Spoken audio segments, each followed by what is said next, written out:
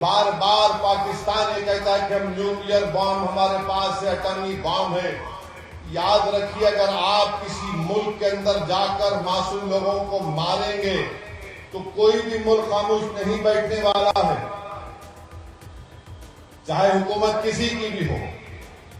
مگر اس طرح سے آ کر ہماری بھارت کی سرزمین پر حملہ کرنا اور مذہب پوچھ کر کسی کو گولی مارنا، تم کون سے دین کی بات کر رہے؟ تم تو خوارج سے بدتر ہو، تم تو آئیسس کے جانشین ہو جو حرکت کیے ہیں۔ تو میرے عزیز دوستوں اور بزرگوں، ہم ہمارے ملک کے وزیر اعظم سے بھی کہیں گے کہ جب کشمیر ہمارا اٹوٹ حصہ ہے اور رہے گا انشاءاللہ، تو کشمیری بھی ہمارا اٹوٹ حصہ ہے۔ ہم کبھی بھی کشمیریوں کے خلاف یہ جو ٹی وی چینل پر یہ بڑے بڑے اینکر بیٹھ کر گفتگو کر رہے ہیں، بے شرم ہے یہ پورے اینکر۔ اگر کشمیر ہمارا اٹوٹ حصہ ہے اور رہے گا تو کشمیری بھی ہمارا اٹوٹ حصہ ہے۔ کیسے ہم ان پر شک کر سکتے ہیں؟ وہ کون تھا جو دہشت گردوں سے ان کا ہتھیار لیتے ہوئے جس کی جان چلی گئی؟ وہ کون تھا جو اپنے کندھے پر زخمی لوگوں کو بٹھا کر 40 منٹ چل کر نیچے لے کر آیا؟ وہ کون تھا؟ وہ کشمیری تھا جو ایک معصوم بچے کو اٹھا کر اس کی جان بچا رہا تھا۔ مگر برسوں سے پاکستان اپنے ملک میں دہشت گردوں کو ٹریننگ دیتا ہے بھارت کے خلاف۔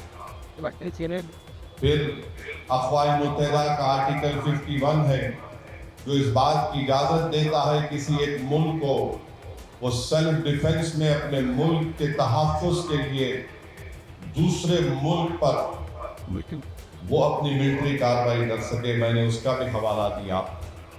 اور یہ آرٹیکل 51 صرف ملک کے خلاف نہیں بلکہ جس ملک اس اپنے ملک میں دہشت گردوں کو پناہ دیتا ہے، جس کو انگریزی میں نان اسٹیٹ ایکٹر کہتے ہیں، یہ ایلیٹی پاکستان کی حکومت کی ISI کی ایک ناجائز اولاد ہے۔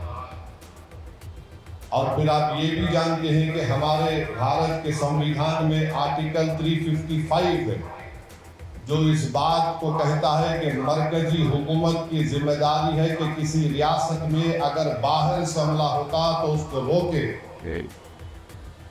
اور بین الاقوامی قانون ہم کو اس بات کی اجازت دیتا ہے کہ ہم پاکستان کی ایئر فورس، پاکستان کی نیوی کا بلاکیٹ کریں، اور کرنا بھی چاہیے۔ ہم کو اس بات کی اجازت دیتا ہے کہ ہم انٹرنیٹ کا ان کا اس کو جیم کریں، ہیکنگ کرائیں ہمارے ایتھیکل ہیکرز کے ساتھ جو اس ملک میں بڑے پیمانے پر ہیں۔